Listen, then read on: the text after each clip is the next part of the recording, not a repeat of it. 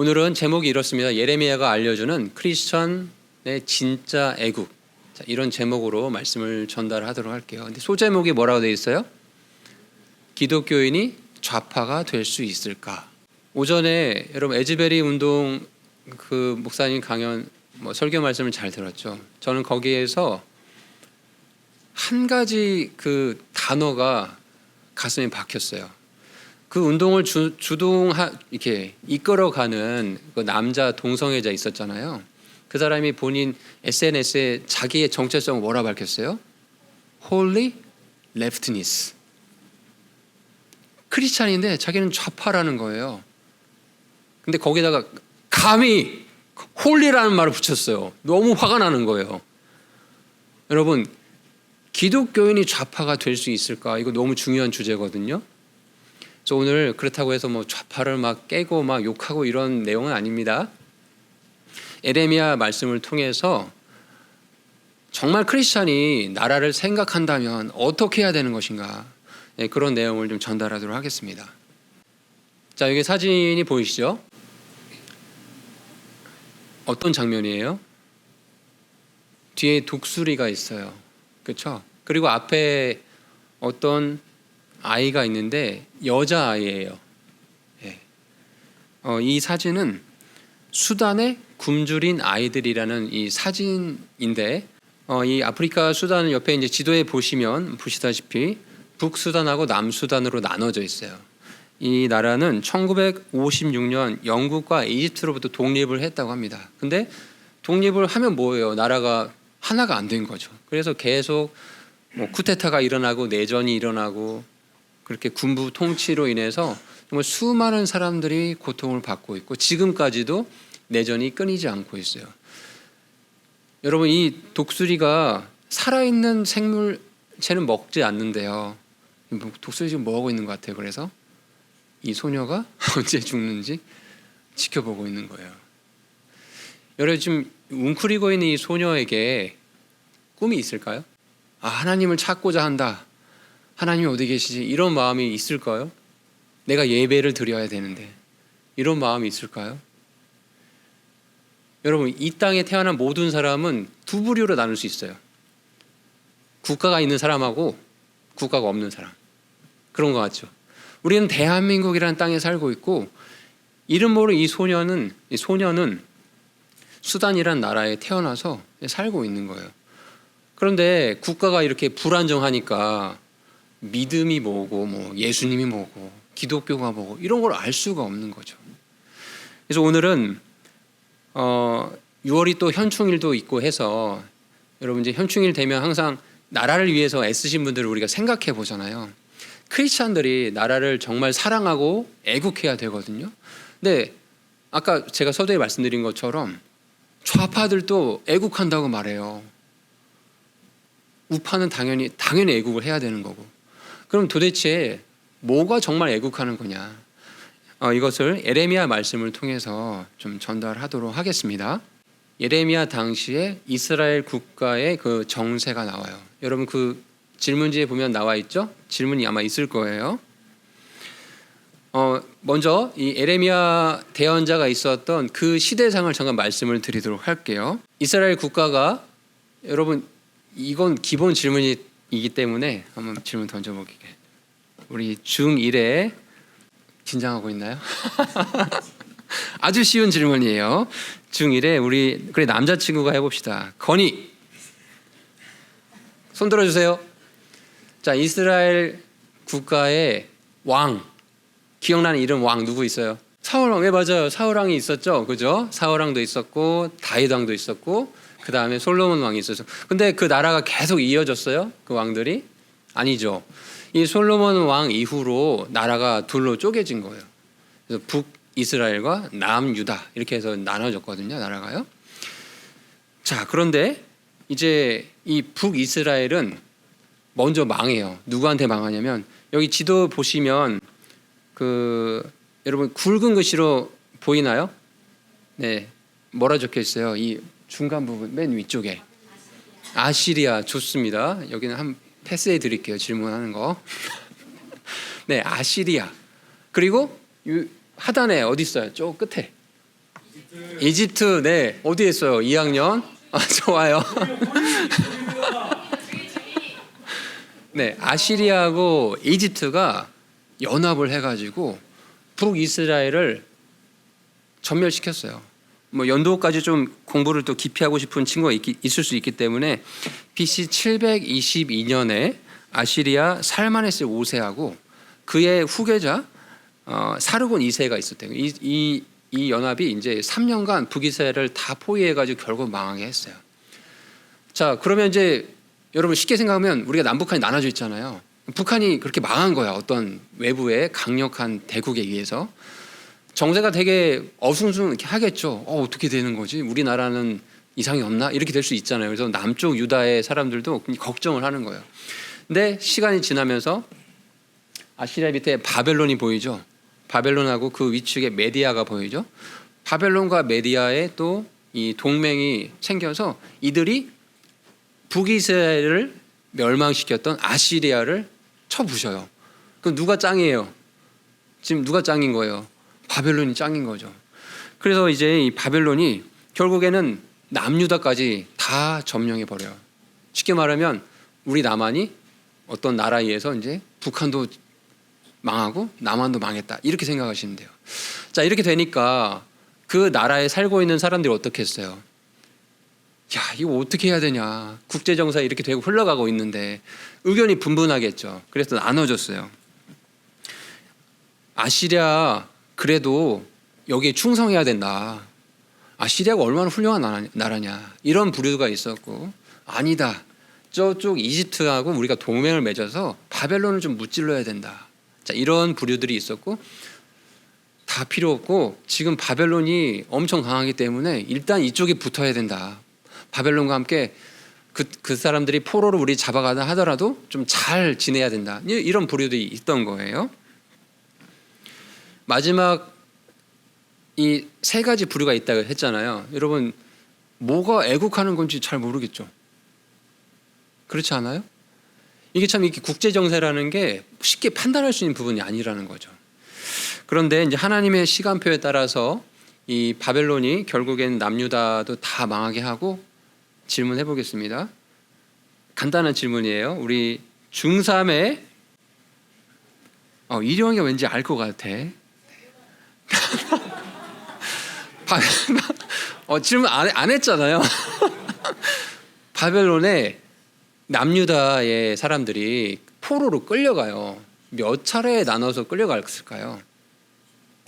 1번 한 번에 다 끌려갔다. 2번 두 차례에 나눠서 끌려갔다. 3번 세 차례에 나눠서 끌려갔다. 정답은 3번. 정답입니다. 세 차례에 나눠서 이제 다 끌려가고 이제 나라가 망하게 되었어요. 자, 그런데 그런 시기에 이제 바벨론으로 이제 포로로 다 끌려갔어요. 사람들이 남아 있는 사람도 있었어요. 예루살렘에. 근데 두 부류의 사람들이 이제 등장해요. 한쪽 그룹은 우리가 바벨론으로 포로로 끌려갔지만 걱정하지 말아라. 우리 아마 금방 이 포로 생활 금방 끝난다. 한 2년이면 다 끝나거든. 그러니까 전혀 걱정하지 마. 우리 유다 민족이 어떤 민족이냐? 하나님이 세우신 선민이지 않냐? 하면서 막 사람들을 다독여요. 그리고 바벨론 이방신 믿는 나라인데 하나님 가만 놔두시겠냐? 곧 망할 거야. 자, 이렇게 주장하는 부류가 있었고 또 하나 그룹은 바벨론 포로 생활이 금방 끝난다고? 야, 그거 다 헛소리야. 70년간 포로 생활 해야 되거든. 그러니까 그 포로 생활 가서 그 바벨론의 도시를 위해서 너네 기도해야 돼. 자, 여러분 누가 애국하는 거예요? 이거는 이제 그냥 여러분 생각을 물어볼게요. 이렇게 두 부류가 있어요. 이 에레미야 당시의 상황을 그냥 우리나라라고 한번 생각을 해보세요. 우리나라에 이런 두 부류가 있다고 생각해 보는 거예요. 여러분 어느 그룹을 지지해주고 싶어요? 왜 A를 지지하고 싶죠? 바벨론 포로 생활이 빨리 끝난다고 하니까. 그렇죠? 네. 그런데 예레미야는 뭘 지지했을까요? B를 지지했어요. 그러면 그 이스라엘 사람들 입장에서는 예레미야는 어떤 사람이에요? 매국노네. 무슨 바벨론에 의해서 기도하자고 그래. 우리를 적용해 보면 누가 일본에 의해서 기도하자고 그래. 너 완전 친일파네 라고 얘기하겠죠. 그렇죠. 자, 이런 상황이 된 거예요. 그런데 여러분 이제 여기서 이제 우리가 기억할 게 뭐냐면은 우리가 애국을 얘기할 때 정말 그 나라의 미래를 위해서 올바른 결정을 했다 아니면 잘못된 결정을 했다, 그건 언제 알 수 있죠? 나중에. 예, 시간이 많이 지나봐야 알 수 있죠. 당장은 알 수가 없어요. 그렇죠. 시간이 많이 지나서 10년, 20년, 30년, 40년 지나 보니까 아, 그때 결정이 정말 이 나라를 위한 결정이었구나. 그런데 사람들은 인내심이 없어요. 바벨론 포로 생활 2년 3년 만에 끝난다, 걱정하지 말아라, 이런 말에 너무나 쉽게 잘 속아 넘어간다라는 거죠. 여러분에게 이제 생각을 열 수 있는 질문을 던져보겠습니다. 아까 서두에 크리스찬 중에도 좌파가 있고 우파가 있다고 했어요. 둘 다 애국하는 걸까요? 자, 이 도표를 한번 봐보시면은 이건 저의 어떤 그 사견이 들어가지 않았고 우리 인공지능이 이렇게 표를 만들어줬어요. 인공지능한테 물어봤어요. 우파 그리스도인하고 좌파 그리스도인의 차이점을 설명해줘 라고 하니까 이렇게 이제 설명을 하더라고요. 일단 우파 그리스도인은 국가의 기본 원칙을 준수하는 사람들이래요. 그리고 기독교의 가치, 기독교는 자유를 중시하죠. 영혼의 자유. 그리고 그 행한 거에 대한 책임을 중요하게 여기죠. 맞나요? 우리가 구원받는 것도 본인의 자유의지가 너무 중요하죠. 아무리 목사님이, 주변 부모님이, 친구들이 너 예수님 믿어야 된다, 그렇게 해도 본인이 거부하면 어떻게 돼요? 자기의 선택에 따라서 지옥 형벌에 가는 거거든요. 이만큼 자유와 책임을 중요하게 여기고 성실하게 일하는 걸 강조해요. 그래서 그런 것들을 지지해주는 것을 통해서 애국심을 표현한다고 믿는 사람들이에요. 반면에 좌파 그리스도인들은 사회 정의, 평등, 포괄성, 다양성을 옹호하는 게 애국심을 표현하는 거다라고 말을 해요. 자, 그리고 그 우파와 좌파가 이제 주요하게 여기는 가치들이 있어요. 첫 번째, 우파 그리스도인들은 아까 말씀드린 대로 자유를 중시하고 개인의 책임을 중시해요. 그러다 보니까 정부에 대해서도 너무 우리 간섭하지 마세요. 작은 정부면 충분합니다라고 얘기를 해요.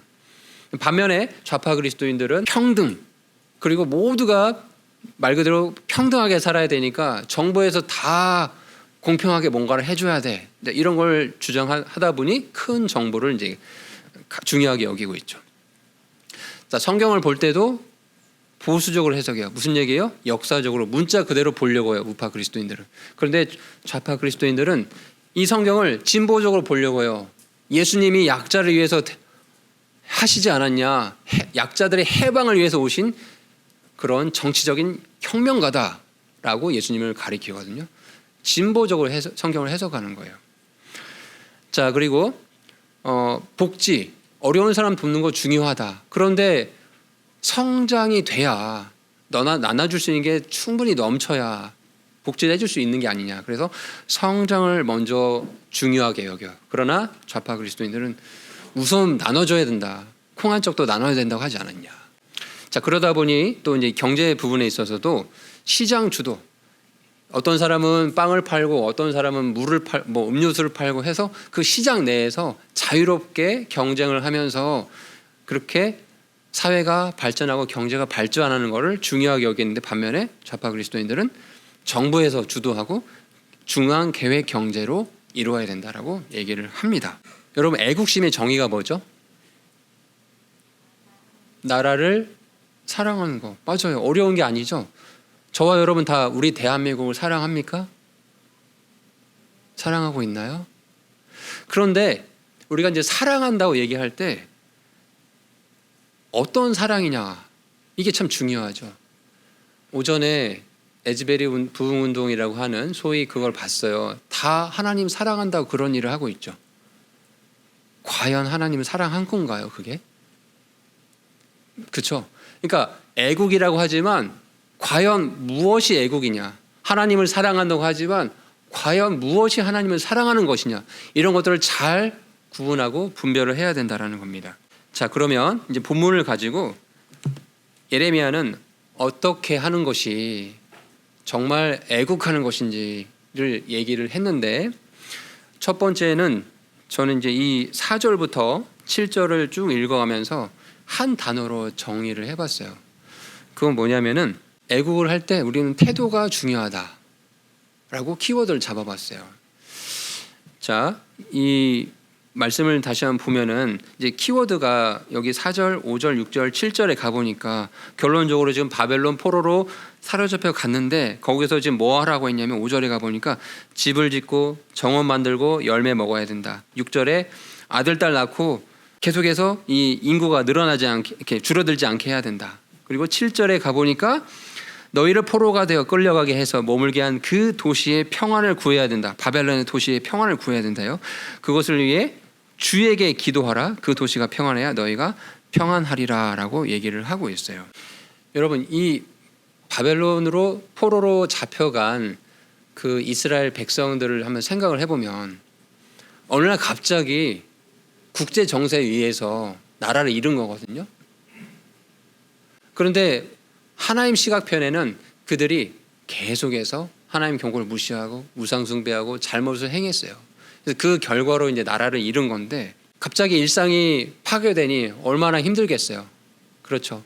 그래서 그 포로로 끌려가는 사람들 중에 굶어 죽거나 뭐 그렇게 다치거나 하는 사람도 있었을 거예요. 절망적이고 되게 극심한 우울증에 빠질 수도 있었을 거예요. 그런데 이런 상황에서 소위 하나님의 대언자라고 하는 예레미야는 무슨 얘기를 하냐면, 너희들 힘들지? 괜찮아. 포로 생활 금방 끝날 거야. 그런 사탕 발린 말을 하지 않았다라는 거예요. 그 사람들 입장에서는 너무 화가 나는 말을 하는 거예요. 무슨 얘기를 했어요? 포로 생활 길 거거든? 그곳에서 잘 정착해야 된다. 그리고 바벨론 포로로 잡혀가잖아. 바벨론 도시를 위해서 주님께 기도해야 돼. 자, 그러면 이 사람들 입장에서는 이게 너무 억장이 무너진 말이겠죠. 받아들이기 힘든 말이겠죠. 근데 예레미야가 이 얘기를 하는 이유는 뭐냐면, 하나님께서 이 모든 상황을 주관하고 계신다는 걸 얘기해 주고 싶은 거예요. 자, 이 얘기를 할 때 보세요. 4절에 군대들의 주 곧 이스라엘 하나님이 이렇게 하셨다라는 거예요. 또 8절에도 보면 군대들의 주 곧 이스라엘 하나님이 이렇게 하셨다라는 얘기를 반복해서 하고 있어요. 군대들의 주, 뭐 개역 성경 표현에서는 만군의 주라고 하거든요. 그러니까 이 표현은 뭐냐면은 온 우주 만물을 하나님께서 이끌고 계신다는 이 표현이에요. 군대들의 주라는 표현이.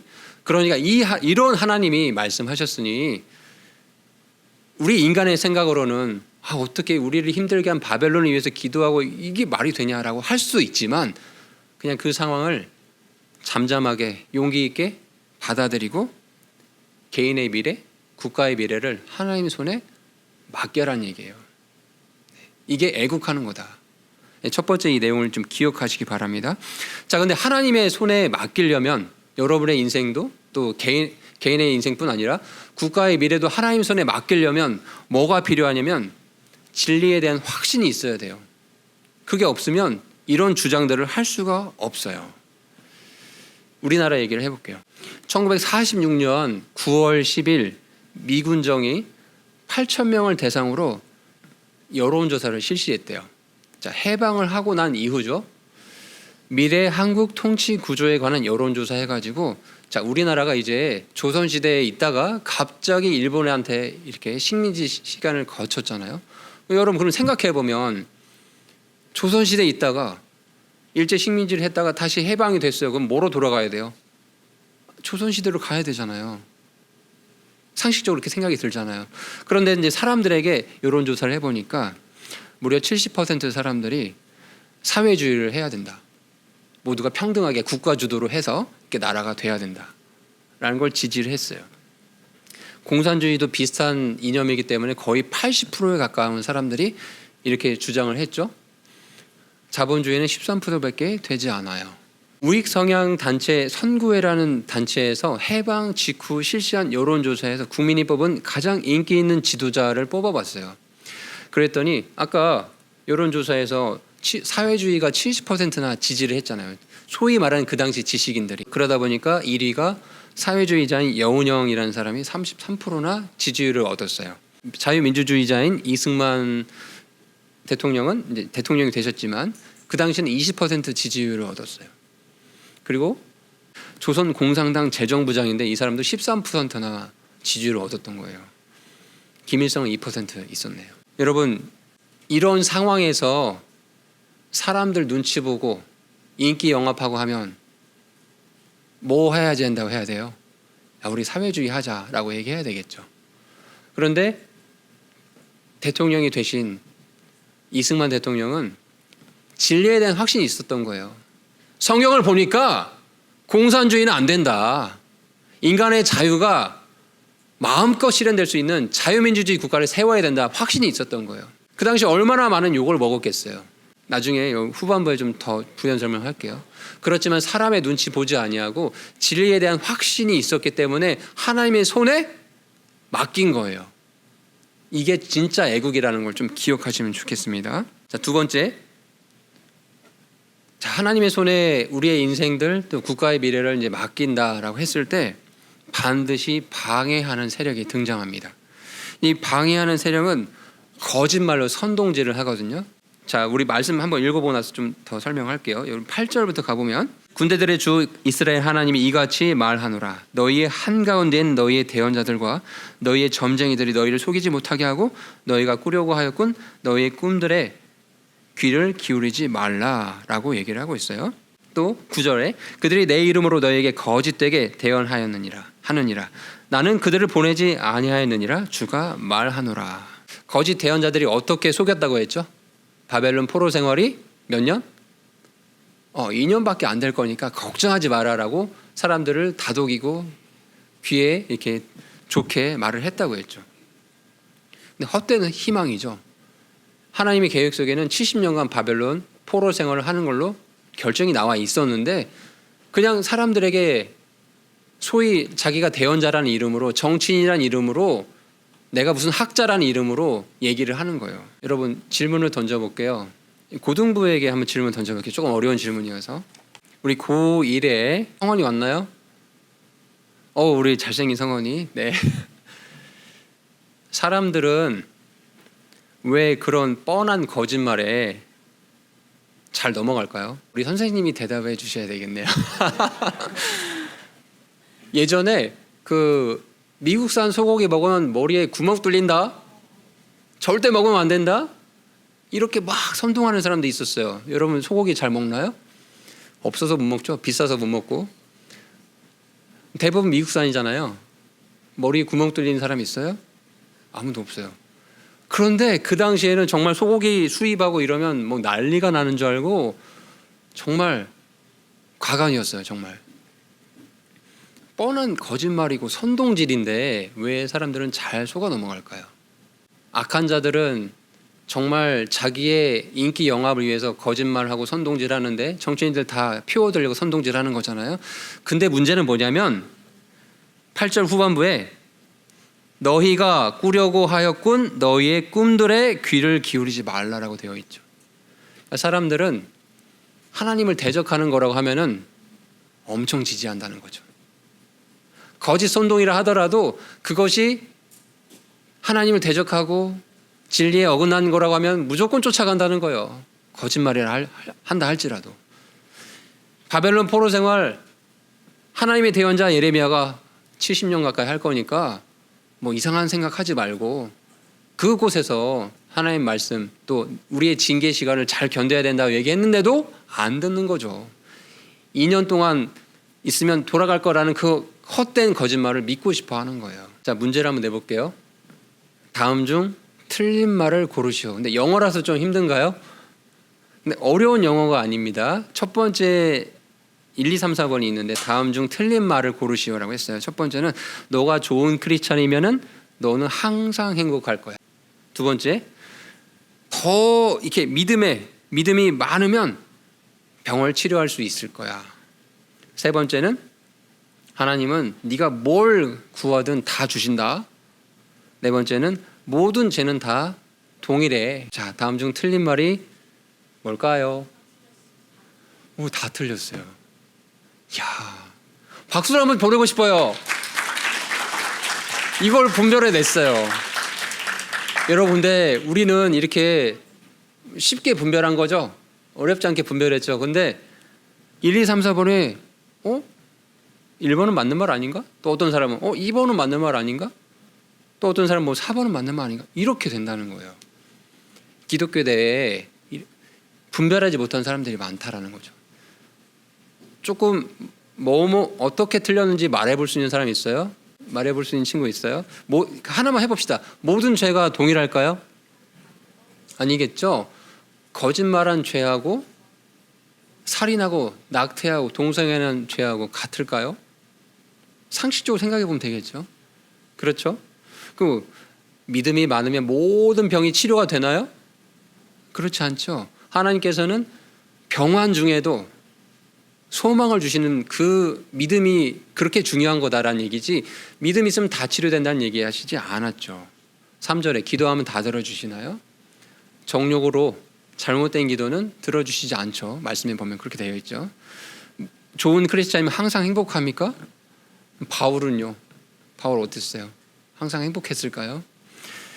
항상 행복을 약속하신 게 아니라 어떤 상황에서도 함께 하신다는 걸 약속했죠. 그렇죠? 자, 레벨이 올라갑니다. 심화학습이에요. 이제 우리는 이 정도 할 수 있어요. 심화학습입니다. 다음 진술문이 옳은 말인지 논해 보시오. 가난하고 소외된 약자를 돌보시는 예수님. 그러니까 예수님은 이렇게 보는 거예요. 가난하고 소외된 사람을 돌보시는 분이다. 예수님이 부의 재분배나 공동 소유와 같은 공산주의 요소를 실현하는 게 그래서 중요하다. 예수님이 약자와 가난한 사람들을 위한 분이시니까 논리를 그렇게 펴가는 거죠. 그러니 평등한 사회를 달성하는 것이 애국이다. 자, 한번 생각해 보세요. 이걸 어떻게 반박할지 생각해야 돼요. 두 번째는 기독교 공동체는 그들의 소유물을 나누고 그들 중에 궁핍한 사람이 없게 해야 한다. 돈은 모든 죄의 근원이다. 물질적인 부와 소비주의에 대한 자본주의에 그 초점 맞춰 있지 않냐. 자본주의는 돈만 얘기하지 않냐. 그러니 공산주의자들이 그 자본주의를 비판하는 그 비판이 정의롭다. 자, 조금 해방신학도 있어요. 이거는 여러분 깊이 있게 안 봐도 되는데 20세기 중반 라틴 아메리카에서 시작된 해방신학은 기독교 신학과 마르크스주의 사회 경제적 분석을 통합한 것으로, 그것은 가난한 사람들에 대한 사회적 관심과 억압받는 사람들, LGBTQ 이런 사람들이겠죠. 이런 사람들에 대한 정치적 해방을 강조한다. 성경이 이거를 강조한다는 거예요. 예수님이 정치적 해방을 강조하신 혁명가라는 얘기예요. 머리가 어지럽나요? 근데 여러분, 에즈베리 운동 그 사람은 아주 자랑스럽게 얘기했잖아요. 홀리 레프트니스라고. 화가 나지 않아요? 저는 너무 화가 났어요. 어떻게 건방지게 홀리라는 말을 붙일 수가 있지? 여러분, 화가 나야 돼요. 근데 그들은 나름대로 이런 논리를 피는 거예요. 여기 1, 2, 3번 같은. 주로 이 논리에서 벗어나지 않거든요. 정말 홀리 라이트니스. 우리는 그런 사람이죠. 거룩한 우파 그리스도인들이죠. 그러면 이들의 논리에 대해서 왜 성경적으로 잘못되었는지를 반박할 수 있어야 됩니다. 오늘 설교의 핵심이에요. 같이 반박을 해봅시다. 자, 예수님은 가난하고 소외된 약자를 돌보시는 분이시다. 맞는 말이 틀린 말이에요? 틀렸다고 하면 좀 이상하죠. 왜? 예수님은 약자를 돌봐주셨잖아요. 그렇죠? 소외된 사람들 찾아가 주셨잖아요. 그러니까 틀린 말은 아닌데 그 뒤에 말이 문제가 되는 거죠. 부의 재분배나 공동으로 재산을 소유한다든지, 그래서 모두가 평등한 사회를 달성하는 게 성경이 지지하는 어떤 국가관이다 라고 하는 이 말이 틀렸다라는 거죠. 예수님은 어떤 특정한 경제 체제 또는 어떤 정치 체제를 특정히 규정하지 않으셨어요. 근데 이들은 이 말을 붙이는 거예요. 예수님 그렇게 하셨다라고. 성경이 강조하는 게 뭐라고 했죠? 성경이 강조하는 거? 개인의 자유와 그에 대한 책임을 강조한다고 했죠. 그리고 우리가 헌금을 낼 때조차도, 여러분, 헌금의 원리, 기본 원리가 뭐예요? 고린도후서에 보면은 하나님께서 우리를 형통하게 해주시는 대로, 착출이 아니라 뭐예요? 자원하는 마음으로, 그렇죠? 자기가 마음속에 정한 대로 자원하는 마음으로 헌금을 드리는 게 헌금의 원리죠. 그런 원리들이 우리 사회생활에, 우리가 일상생활하는데 다 동일하게 적용되는 거거든요. 개인의 자유와 책임을 주시고 뭔가 누굴 도와야 돼요. 예수님이 누굴 돕듯이 우리도 크리스천들 누굴 도와야 돼요. 그런데 착취에 의해서, 강제해서가 아니라 자원하는 마음에서 하는 거다. 이렇게 왜곡해서는 안 된다라는 점을 강조하시면 좋겠습니다. 자, 두 번째, 자, 기독교 공동체는 소유물을 나누고 궁핍한 사람이 없게 해야 된다.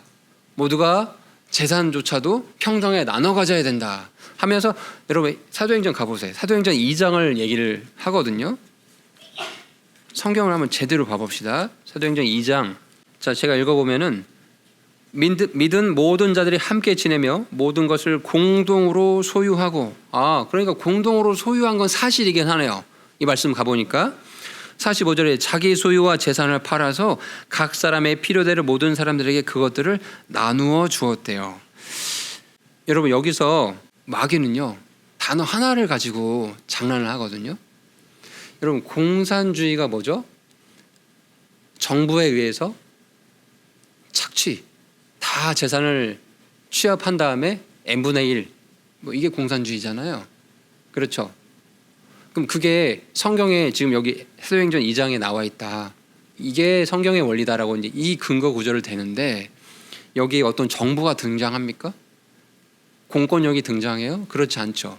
그리고 만약에 초대교회가 이렇게 했다고 하면 이게 1000년, 2000년 계속 지속돼야 되죠. 근데 그렇지 않았죠.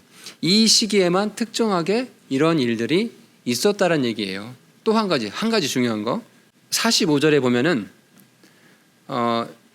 이제 사람들에게 그 필요한 걸 나눠줬잖아요. 근데 어떻게 나눠줬어요? 말씀을 잘 보니까 4글자를 보시면 되는데 어떻게 나눠줬대요? 필요한 대로. 공평하게가 아니죠. 평등하게가 아니고 각 사람의 필요대로 그걸 나눠주셨다는 얘기예요. 이 시기조차도 특정하게 이 초대 교회에서만 이런 일이 있었었는데, 이 시기조차도 각 사람이 필요한 대로 나눠줬다는 얘기죠. 근데 이런 구절을 가지고 공산주의가 맞다, 공평하게 나눠줘야 되지 않냐, 어디 성경에 공평하게란 말이 있어요? 없죠. 각 사람이 필요대로 나눠줬다는 말을 하고 있죠. 자, 여기가 좀 중요해서 더 부연 설명할게요. 이제 이렇게 얘기하면은 초대교회 이제 공동생활 얘기를 드렸고, 또 어떤 얘기를 하냐면은 삭개오 이야기를 해요. 부자 증세 얘기를 하는 거거든요. 삭개오가 그 세금을 엄청 많이 내지 않았냐. 그렇게 해야 된다라는 거예요. 부자들은 해도 된다는 얘기를 하거든요. 여러분, 누가복음 19장을 가봅시다. 삭개오 이야기는 너무 잘 알기 때문에 뭐 다 생략하고, 삭개오가 이제 예수님을 만나고 그가 한 고백이에요. 19장 8절에 가보면, 누가복음 19장 8절에 삭개오가 서서 주께 이르되, 주여 보소서, 내가 내 재물의 절반을 가난한 자들에게 주겠사오며 만일 내가 거짓 고소하여 어떤 사람에게서 무엇이든지 빼앗았으면 그에게 4배로 갚겠나이다 하매. 자, 이렇게 삭개오가 부자였는데 자기 이제 재산을 반절이나 내놓겠다고 얘기를 해요. 그러니까 이렇게 한 걸 보니까 부자들의 재산 다 뺏어가지고 공평하게 나눠주는 거 성경도 말하지 않았냐. 여러분, 어떻게 대답할 거예요? 이런 구절을 들어서 얘기했을 때. 그러니까 우리가 성경을 볼 때 전체적인 시각으로 봐야 된다는 거예요. 홀리란 말 뺄게요. 레프티니스. 이 사람들은 자기의 관점으로만 성경을 보는 거예요. 그 왜곡된 관점으로 보니까, 봐라, 부자들 반절이나 세금 내게 하는 거 얼마나 좋은 거 아니냐. 그거 뺏어가지고 나눠주는 게 얼마나 좋은 일이냐. 이렇게 가르치거든요. 어떤 당에서 이런 걸 주장했어요. 무상급식, 무상의료, 무상보육, 반값 등록금. 옆에 보시면 북한의 사유재산이 어떻게 없어지고 있는지. 그러니까 1949년에는 어때요? 국공유보다는 사유재산이 더 많았죠. 96.8%가 다 사유재산이었어요. 그렇죠? 근데 시간이 지나면서 거의 10년, 1958년이니까 10년도 채 안 돼서 98.6%가 다 국가 소유가 돼버렸어요. 이게 옳다. 왜? 사도행전 2장하고 이렇게 부자들 다 돈 뺏어서 주는 게 맞지 않냐? 삭개오 얘기 봐라 라고 했을 때 어떻게 대답할 거냐고요. 어떻게 대답할 거예요? 여기 잘 보면요. 8절에 여러분 성경을 잘 읽어봅시다. 삭개오가 서서 주님께 말씀을 이렇게 얘기를 했어요. 주여 보십시오. 내가 내 재물의 절반을 가난한 자들에게 주겠습니다. 예수님이 강제했나요? 너 이거 재산 반절 안 주면은 너 지옥 간다. 막 이렇게 협박하셨나요, 예수님이? 어떻게 해서 삭개오는 이렇게 한 거죠? 누가 얘기하고 있는 것 같은데요? 어떻게 해서 이 삭개오가 이렇게 한 거죠?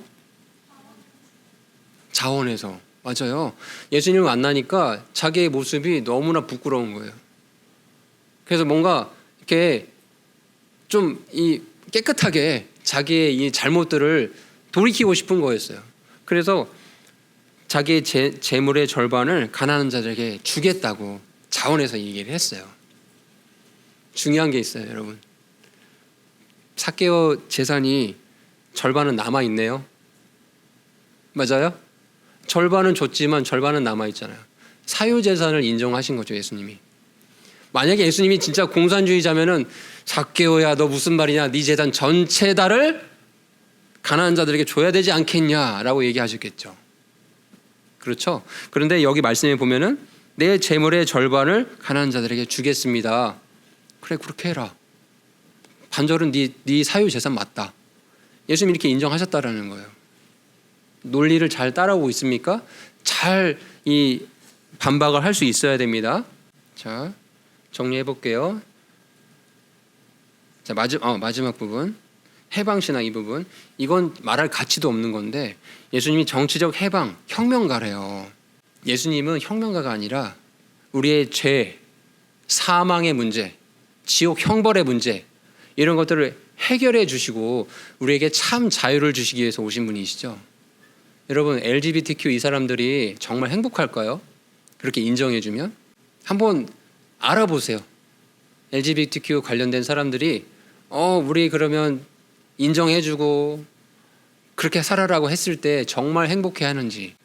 진짜 예수님이 주시고자 하는 건 정치적 해방이 아니라 인간에게 참 복음, 구원의 복음을 주시기 오신 분이라는 걸, 이 점을 강조하면 이런 해방신학 같은 말도 안 되는 얘기는 논할 가치가 없는 내용이라는 걸 알 수 있습니다. 자, 우리가 지금 애국에 대해서 얘기를 하고 있는데, 그러니까 두 번째 애국에서 중요한 건 분별력이라는 거죠. 성경 들고 막 얘기한다고 해서 크리스찬 애국이 아니라 거짓 정보로 또는 성경을 왜곡해가지고 잘못되게 말하고 있다고 한다면 그들에게 바른 말씀으로 돌이킬 수 있도록 먼저 여러분이 분별을 하고 나서 그렇게 할 수 있게끔 해야 된다. 자, 마지막 본문 다시 갑시다. 본문. 자, 본문에 가보면 이제 10절 11절입니다. 주가 이같이 말하노라.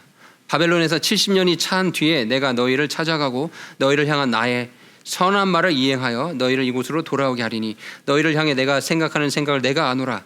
그것은 평안을 주려는 생각이요 해악을 주려는 생각이 아니니 곧 기대하던 결말을 너희에게 주려는 것이니라. 주가 말하노라. 자, 이 말씀을 통해서 하나님이 어떤 분이신지를 우리는 알 수 있어요. 10절에 가보니까 너희를 향한 나의 선한 말을 하나님께서 이행하시겠다는 거예요. 그러니까 하나님의 말씀은 선하다라는 걸 알 수가 있죠. 그리고 11절에 가보면 기대하던 결말을 주겠다. 그러니까 하나님은 자신의 백성들에게 그들이 기대하고 있는 바를 다 아신다라는 거예요. 그리고 그 기대하던 바를 주실 수 있는 분이시다. 예레미야가 지금 이 말을 선포하고 있는 상황을 좀 설명을 드릴게요. 예레미야가 이 바벨론에 세 차례 걸쳐서 이제 포로로 사로잡혀 갔다고 했잖아요. 사람들이, 그 유다 사람들이. 그게 BC 580년, 87년 뭐 요 기간이거든요. 그 전부터 계속 선포를 했어요. 회개하지 않고 돌이키지 않으면 바벨론 포로로 사로잡힐 것 같다. 계속 얘기했어요. 그리고 정말 예레미야 말대로 다 끌려간 거죠, 이제. 근데 그 이후에 예레미야가 뭔 얘기를 했죠?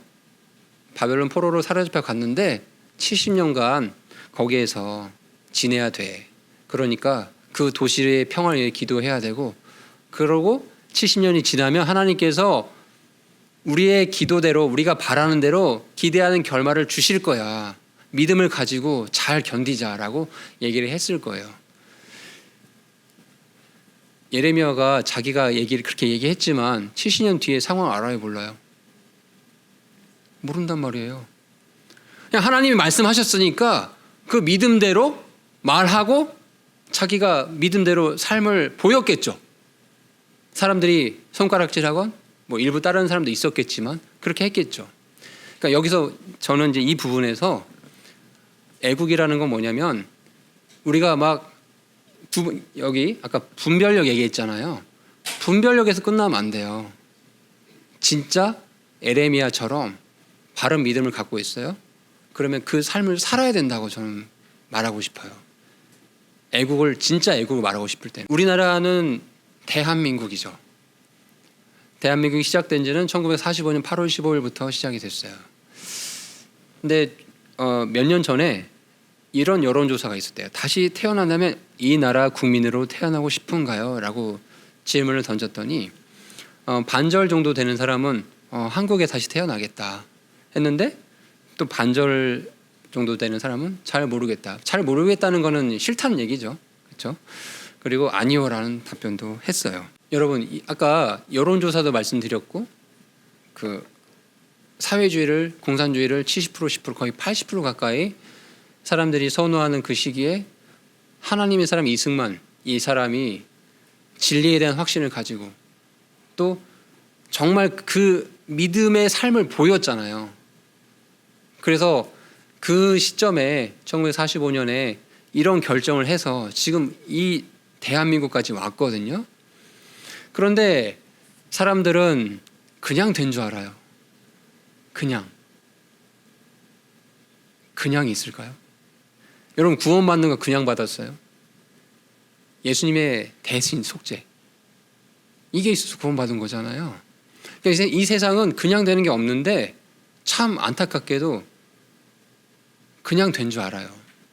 여기 보세요. 청년 이승만이에요. 옆에 보면은 100여 년 전에 우리 대한민국 조선시대 사람들이겠네요. 어린 아이들 모습이에요. 또 그 건물들을 한번 봐보세요. 건물들 지금이랑 너무 비교되죠. 여러분 이런 건물의 상태 또 이런 옷을 입고 있는 사람들을 향해서 자유민주주의를 주장하는 국가를 만들어야 됩니다라고 말할 수 있을까요? 그게 뭔데요? 자유가 밥 주는 겁니까? 아무것도 모르는 사람들을 향해서 이승만 혼자서 외친 거거든요. 물론 다른 무리가 있었겠지만 이승만 대통령은 조선시대 사람이에요. 짧게 좀 말씀드리고 마무리할게요. 그리고 이제 일제 식민지 시대를 겪었어요.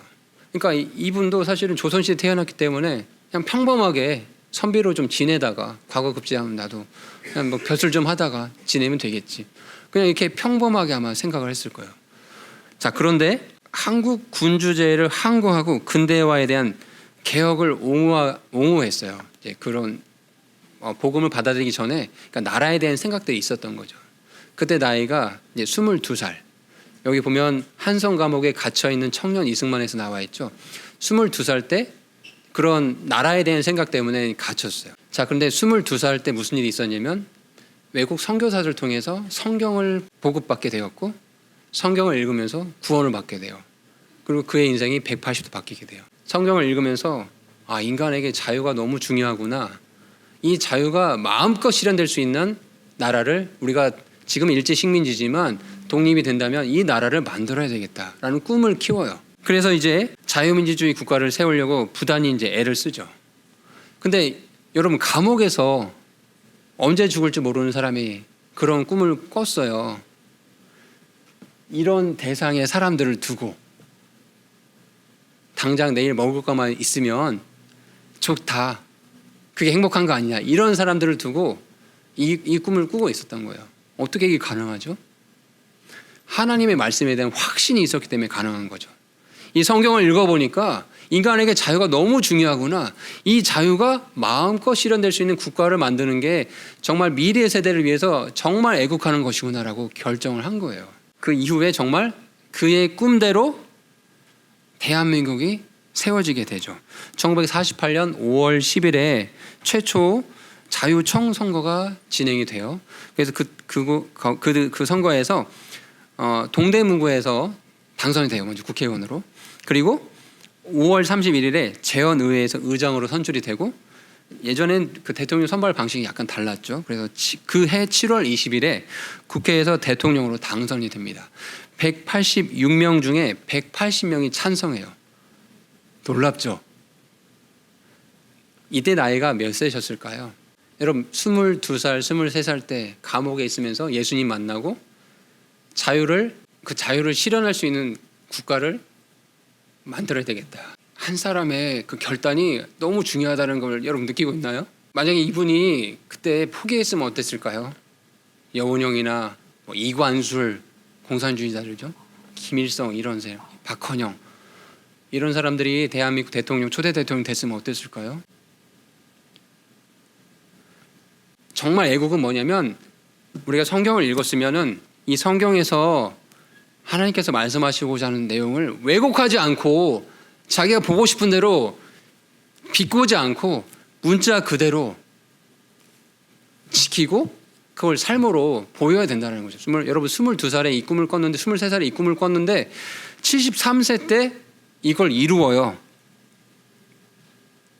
그냥 편안하게 노년을 보내도 되잖아요. 그렇지 않아요?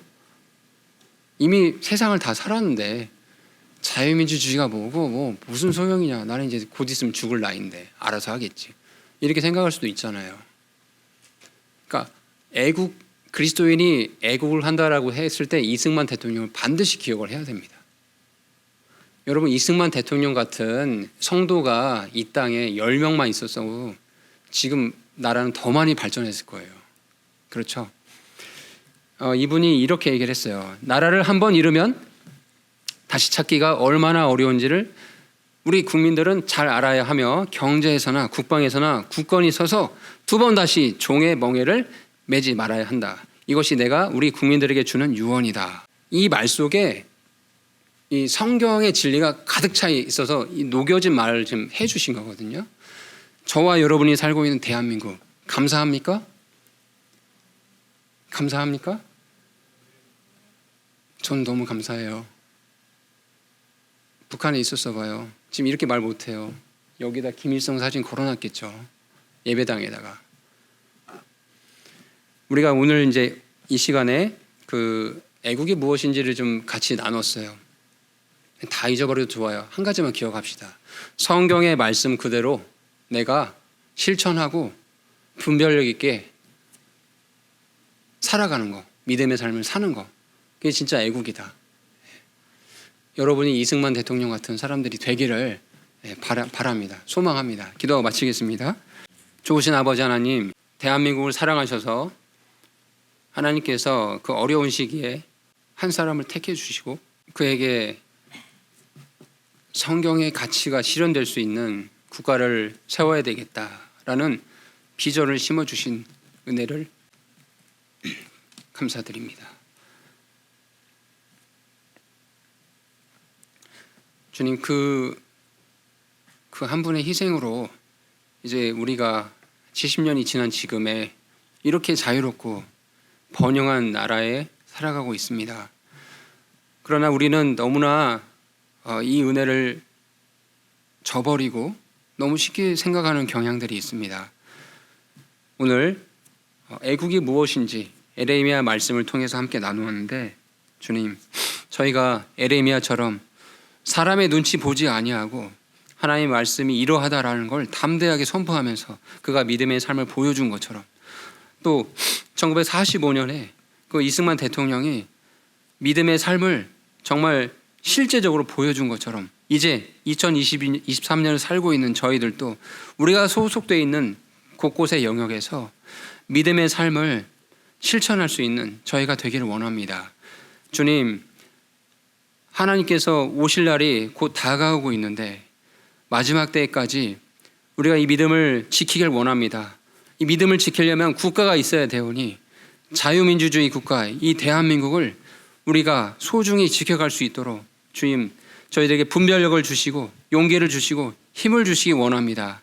하나님께서 그렇게 하나님을 두려워하는 자들이 소수라 할지라도 있을 때 그들이 바라는 대로 기대하던 결말대로 주님께서 이루어 주시겠다고 예레미야에서 약속하신 것처럼 이 말씀의 근거에서, 약속의 말씀의 근거에서 저희가 힘들지만 어렵지만 이 길을 가겠사오니 주님, 이 가치를 중요하게 여기는 사람들이 많이 더해질 수 있도록 주님 도와주시고, 이 국가에 거짓된 영들, 선동질하는 악한 자들을 주님 제거해 주셔서 이 국가가 바로 세워져 갈 수 있도록 주님 도와주시기 원합니다. 우리 아이들 이제 중학생부터 고등학생까지 이렇게 있는데, 청년 이승만처럼 내가 이 나라를 위해서 정말 믿음의 삶으로 애국하는 자들이 되어야 되겠다, 이런 걸 다짐해 볼 수 있는 주님 그런 오늘의 시간이 될 수 있도록 주님 인도해 주십시오. 주님께 모든 걸 맡겨드리며 우리의 구원자 예수 그리스도 이름으로 기도합니다. 아멘.